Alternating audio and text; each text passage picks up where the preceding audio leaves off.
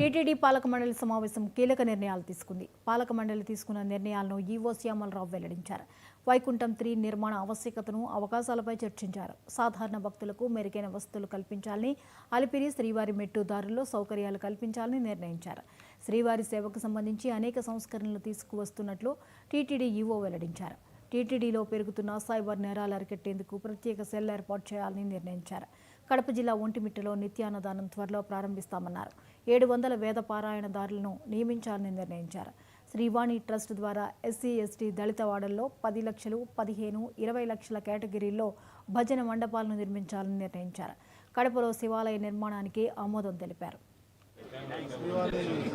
Ticket counter ఏదైతే ఉందో ఈరోజు మేము దాన్ని ప్రారంభించడం జరుగుతూ ఉంది.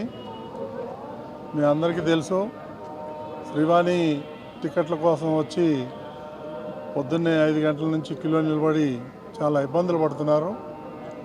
వాళ్ళని దృష్టిలో పెట్టుకొని మన దేవస్థానం అధికారులు కొత్త బిల్డింగ్ను దాన్ని రెనోవేట్ చేసి సుమారు 60 లక్షల పైనే దాన్ని ఖర్చు పెట్టి భక్తుల యొక్క సౌకర్యార్థం దాన్ని తీర్చిదిద్దడం జరిగింది. ఇక్కడ వచ్చేటువంటి భక్తులకి కూర్చోవటానికి కానీ, వాళ్ళు మంచినీళ్ళు కానీ, కాఫీ, టీలు కానీ అవన్నీ కూడా ఇవ్వటం జరుగుతుంది. ఇవన్నీ సుమారు 200 మంది వరకు వచ్చి లోపల హాయిగా కూర్చొని వెయిట్ చేసి ఆ టికెట్లు తీసుకునే అవకాశం మన వాళ్ళందరూ కల్పించారు.